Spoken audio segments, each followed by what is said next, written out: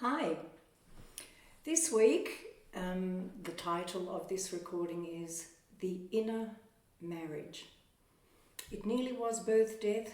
Some of those elements were very strong as well.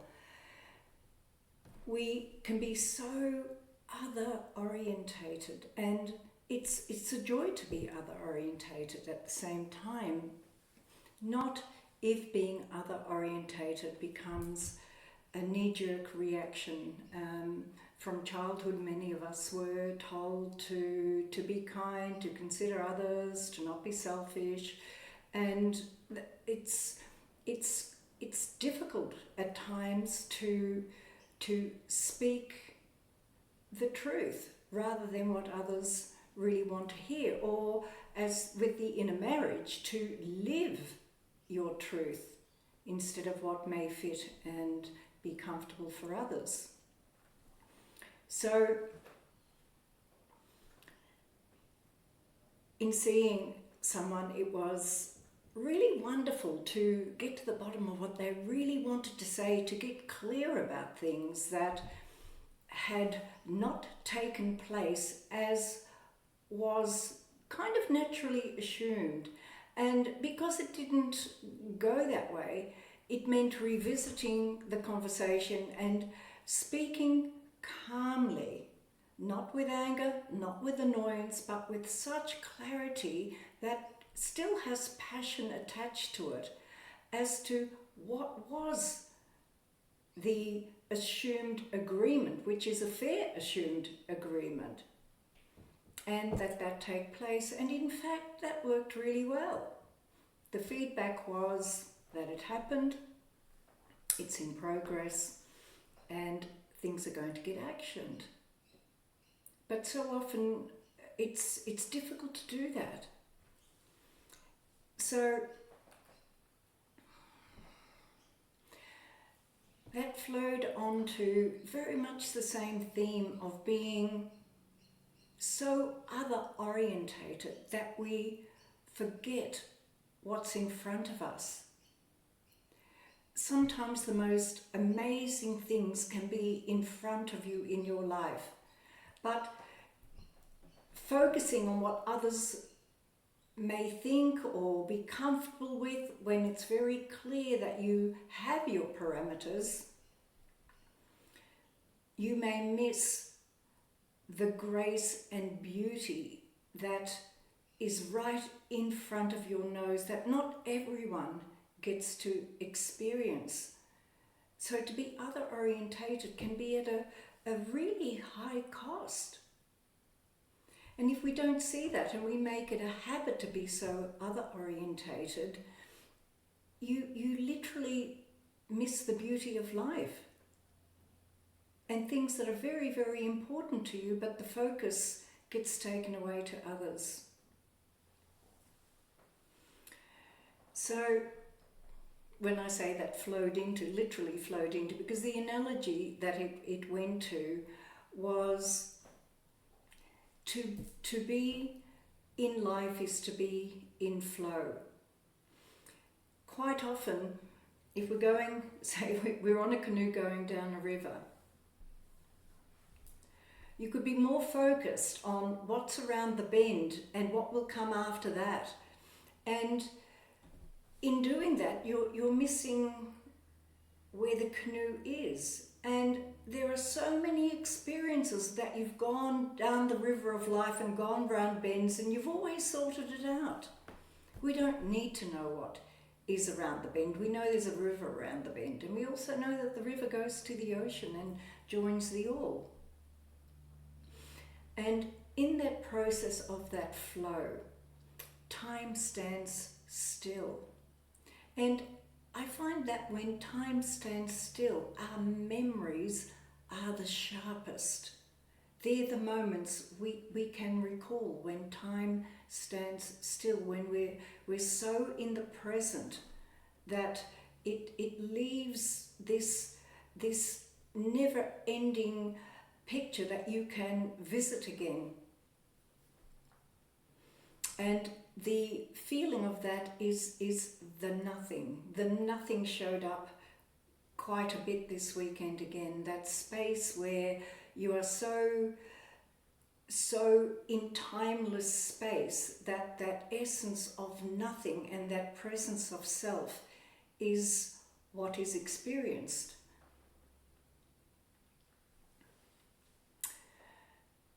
Then there was a session where, and this also can happen quite a bit, where we want to at some time know in relation to another being that we are in relationship with or beginning a relationship with, wanting to know, are they the one? Are they making me the one? And what was really lovely in this particular case is that, in truth, the being therewith was not the one. But the joy of being in that relationship was for herself, making herself the one. And that is perfectly fine, if done in honesty, to actually go, yes, I've got to stop this gameplay that society plays of, am I the one, are you the one, whatever it is, to actually be really in connection to, when I'm with this being, I have such a connection to myself. And even though this being may not be the one, I really enjoy who I am when I'm with this person. And it flips it around to the inner marriage of the one being oneself, rather than constantly looking at, wondering, when it was never going to be that they were the one. And it gives a sense of freedom. It's the same as a commitment. Commitment is a wonderful sense of freedom to give oneself completely. The paradoxes of life. Commitment gives freedom. Then it went to a being who I've seen for years, and I can remember when I saw him, she was doing VCE, and previous sessions had touched on this sense of the ideal and wanted to bring forth the ideal, and very admired by her peers and whatnot, and there was such beauty in this being, and still is. But there was really a sense of needing to eliminate the ideal, because the ideal can chew you up and spit you out, and it does not have any consideration for you whatsoever. I certainly have experienced that in my life. And although I learned a lot through it, I also recognise the pattern. Ideals very often have the view like I'm not saying the world is perfect. In fact, if it was, who would we meet? What would we interact with to discover who we are? But when it becomes the world is really wrong, there's something really, really wrong here, rather than how can I be my best in this situation, and how can I be in the space of myself that by default others will benefit. So what showed up many years ago was a sense of, and this was when she was still in high school, and there was a sense of, oh my gosh, I really have to get moving because I've got to fix all of this up before I die. That is massive. And the beauty is that those things had resolved. They had resolved. What hadn't really been met yet was what she always had been living in, which was this sense of all of life, all of what it is, on all dimensions, and that's undigestible. And when we do those things, massive digestion problems actually do occur. And it isn't the story of how do you eat an elephant one bite at a time?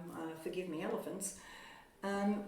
It's the wholeness of it that cannot be separated into parts, and to find oneself in that as a gift of a ride that we all have in connection to it.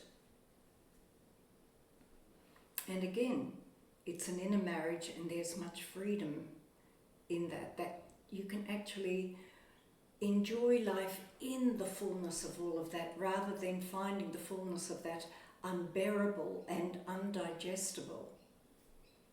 I mean, I don't know what it's all about.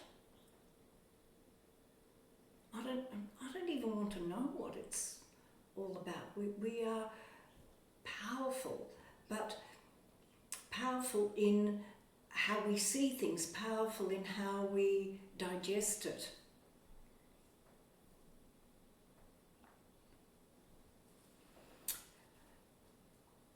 Then I think we tend to carry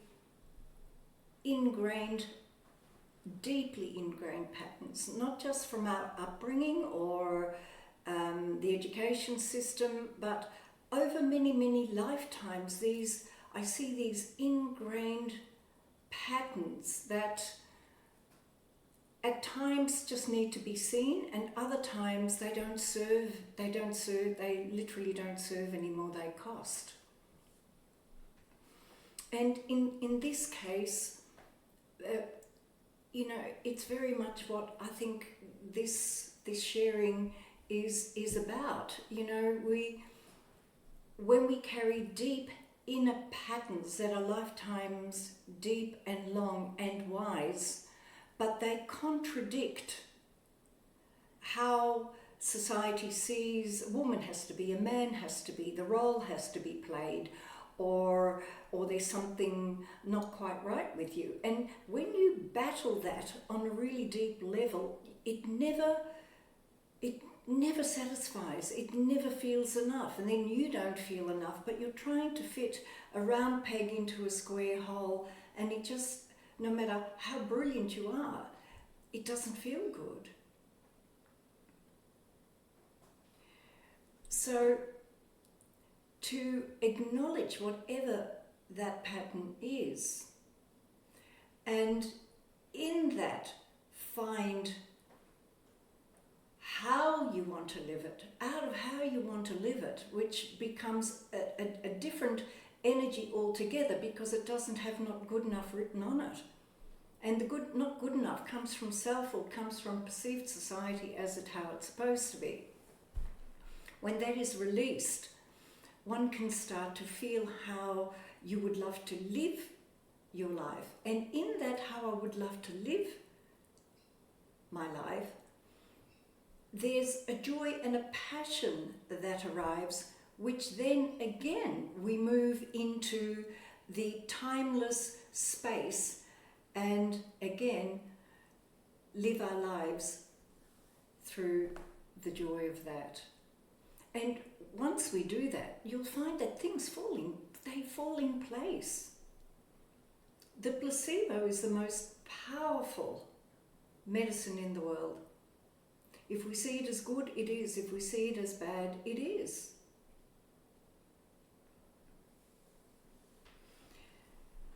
So the week ended with a knee-jerk reaction, where in being asked, the knee-jerk reaction was, yes, of course, without a thought, totally unaware, but speaking what always was spoken, which in fact is really not serving.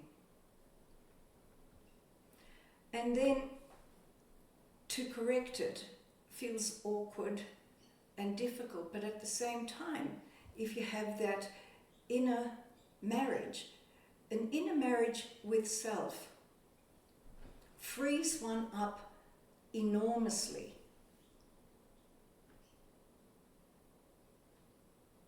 To be kind to yourself. It is when that takes place that you can go home to your partner and be of good cheer regardless, because we're not asking the partner to make us happy or to satisfy us or to complete us or to whatever the story is.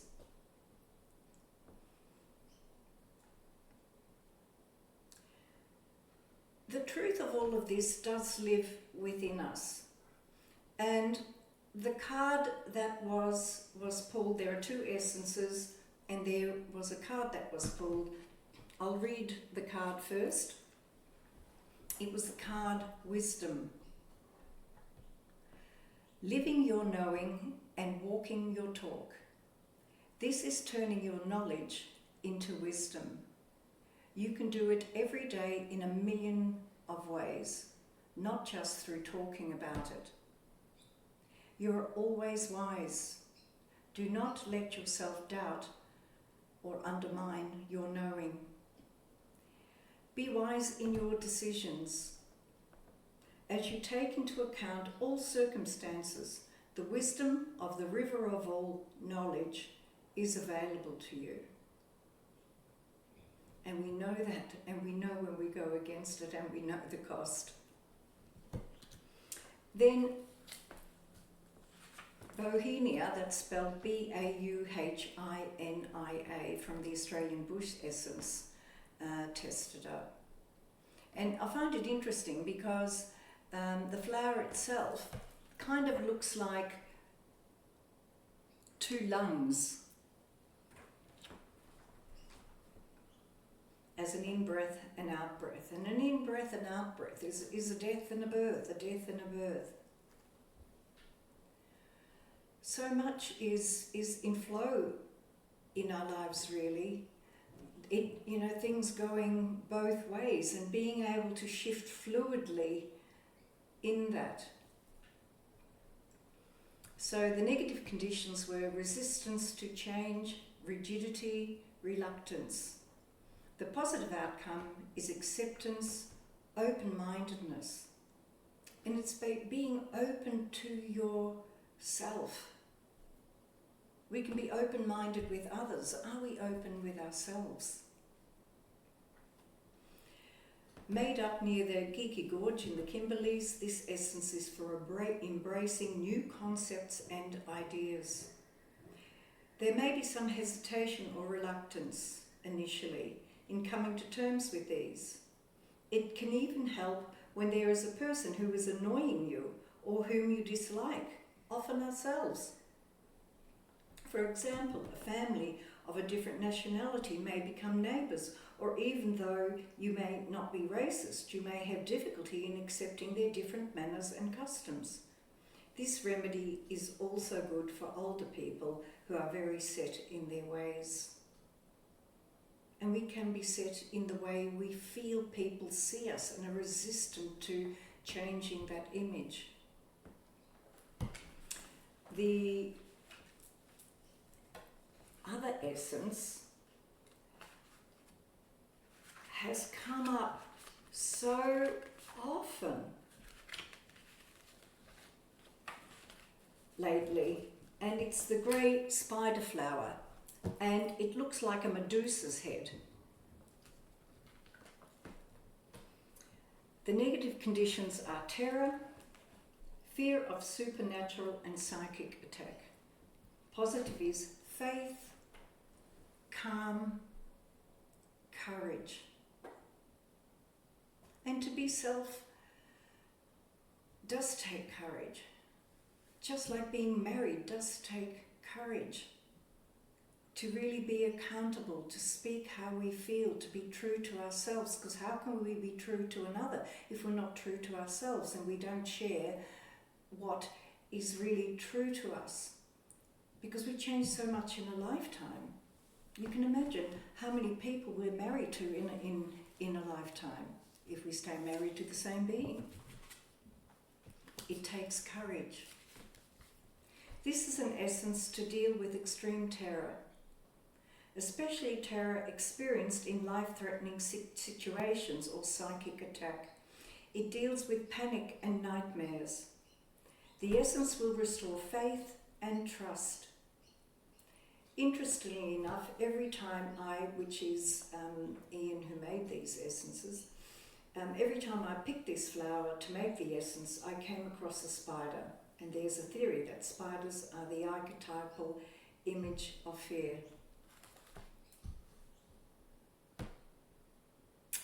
Lots to ponder. Much love.